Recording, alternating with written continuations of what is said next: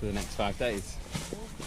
It's very snug and it's very warm. Day 1, camp 1, sun's come up, it's absolutely beautiful. It's about 10 to 7, 40.6k, so 42k is a marathon if you don't know kilometers. I've got trail, compression socks, the usual bits and pieces, electrolytes going in. This is about a litre that I've had so far. Also had one of my expedition meals. Now, the work begins.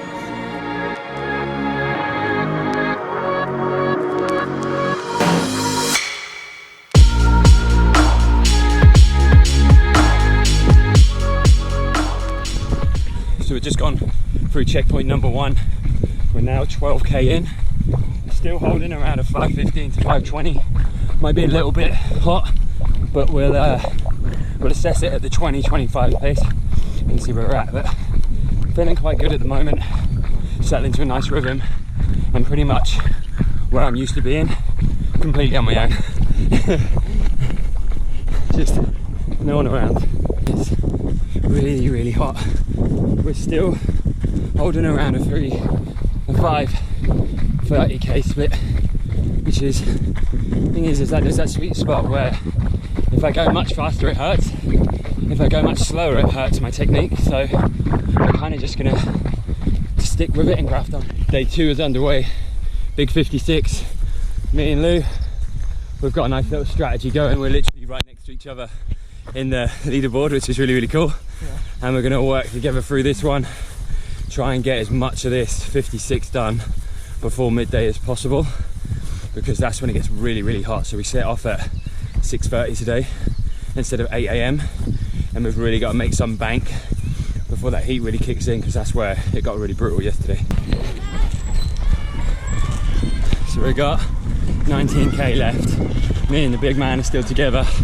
It's getting extremely hot now. Unfortunately, I'm back on my own. Lewis stayed back at the last checkpoint a little bit longer. I think the heat's just getting that little bit too intense. Thing is like, it's a horrible position when you're on your own.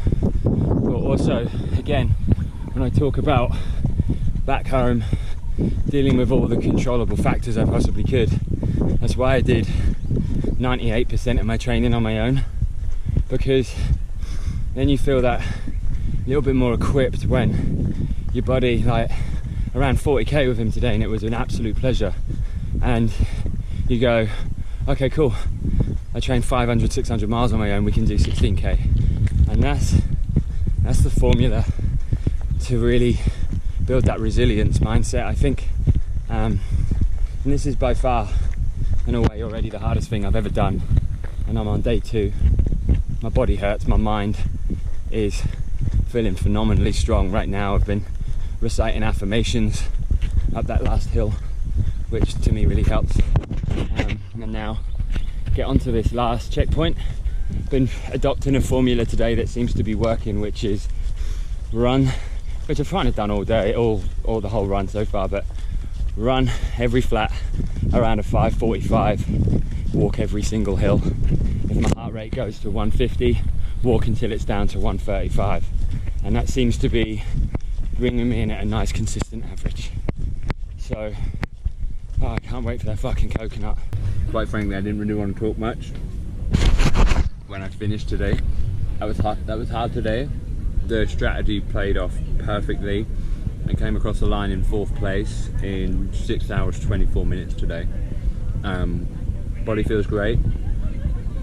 Only frustration is that I've developed a huge blister on the ball of my foot. I spoke to the doctors, basically turned around and said that they'll check it in the morning, and if anything, worst case scenario, they'll just be able to offer some cushioning, and that'll be better than nothing at all. But super happy with progress. I keep having moments where I'm kind of like paranoid that I'm going way too hard here, because I'm sitting like 4th or 5th overall or something at the moment, which position on the board is not important, but I'm surrounded by incredible athletes, and this is like my first time out, so it's like proper paranoia of maybe I'm pushing a little bit too hard, or I'm not pushing hard enough. Or the key is, like Sam said to me, my coach, before I came out, and he was like, go easy and feel ready to go. That's the most important thing. And I'm finishing each day going, yeah, it was hard, yeah, it was really fucking hot, have a massage, have my post-workout shake, and I feel a lot better already. So as long as that continues to feel like that, then I'll just trust it a little bit more. So day 3 underway. I've got a new buddy today. I say new, but me and him have been like this, back and forth the whole race so far. We're around 15k in. We started with the early start. It's extremely humid today, so very sweaty. Got Lou behind us, just catching up gently, and I feel like the sun's now about to start coming out. So, how's the body, Leon? All right. So obviously it feels a bit like it's run over 100k at the moment, strangely. Yeah, there you go. But we are over halfway, aren't we? Woohoo! Half the total distance is done. Yeah. How cool is that? Good morning. So there's quite a lot to catch up on, and to be honest, I haven't picked the camera up because I didn't really feel like it, to be honest. So we finished Wednesday, the 46th, I think it was. Start getting sorted, chilled, and about 5 p.m. at the last camp, a huge storm rolled in. And because we were on the edge of a lagoon, it was basically that land becomes marshland in the wet season. The whole camp just flooded. You'll see it on the UltraX Instagram if you go on. And we got emergency evacuated. Stayed in like a open air temple or something, I think it was. The bad news was that they cancelled day 4, the 63k run. This was for safety reasons. There was a few river crossings, and based on where the route was and where the rain was coming down from, it was going to be a bit too unsafe as far as I'm aware. So what we did was got transferred to here, which is our last camp. We were essentially going to be running here and then doing today's loop from here, day 5. Classified as a rest day. I didn't take it as a rest day, along with a few other people, for a multitude of reasons. One, I wanted to get over 200k collected this week, because we're not going to get 250 now. I don't want to stop, because I said to myself that I was going to run every day for 5 days, and I just don't want to relax too much. I'm not ready mentally to relax, you know. It's one of those things that I feel like if you relax when you're in the middle of something, it's a very quick route to not really being able to pick yourself back up. So today, we're up to date. It's Friday, it's the 25th, it's the final day. Final day. I have been made aware, which I can't believe, there was 57 people who started this, that I'm in a battle for 3rd with a guy called Mark Pitt, who is one of the nicest guys I've ever met, an absolute machine. He won SAS Who Dares Wins in the UK. He's about 20 minutes ahead of me. I'm not sure I'm even going to get near him. I'm not going to try to.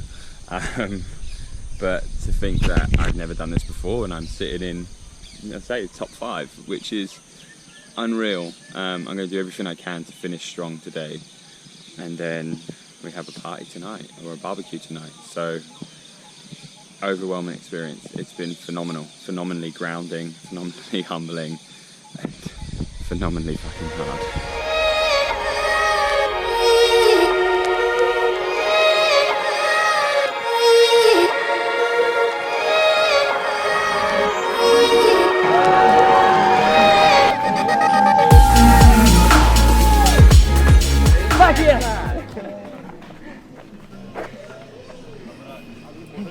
There you go, mate. Well, you right?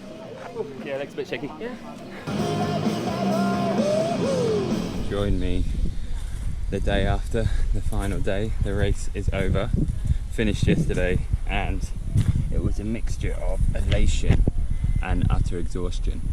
I ended up finishing 3rd overall, which is ridiculous. I think it gave me like a automatic qualification spot for the World Championships, which is ridiculous because it's my first race. Also finished under 21 hours, which gets you like a white ribbon award, which was really, really cool as well. Had a couple of drinks with the guys last night and then went to bed quite early because I feel like it's one of those things that when you're doing these all week, you're on mentally and physically, just in the zone, don't switch off. And as soon as I came across that finish line yesterday, I switched off and I just was like, if I have one more beer, I'm probably going to be sick. So now it's get back to Ngombo, catch up with my girls. Can't wait to see those two today. That's going to be exciting. And then just try and chill a little bit because I'm very sore. Predominantly it's just my left leg. Always gets a little bit annoyed. TFL's really annoyed. That kicked off a little bit again and locked on about 4k in yesterday. So it was like 4 hours of running with mild knee pain. So we'll see how that's looking and feeling. I'm now going to go and do a little bit of stretching before we get on the coach. And let's get back up to... I'm home. Arrived last night super late. The flight was easy, no dramas. Massive thank you to Sri Lankan Airlines. They were great hosts as ever.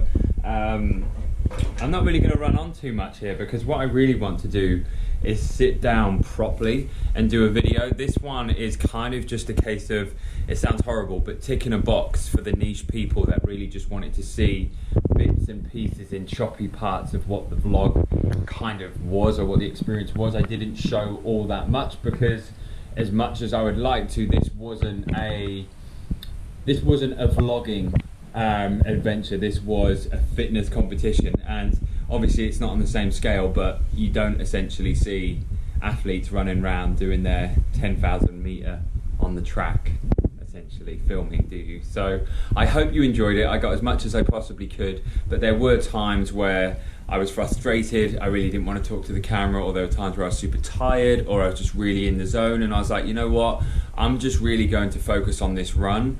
So if it's a little bit choppy, I do apologize, but I will be doing a full sit down, talk through kind of overview of how I felt, how my body felt and how my body feels now, how the nutrition protocol went and all that kind of stuff in a coming vlog. But thank you all so much for your support. I'm absolutely buzzing.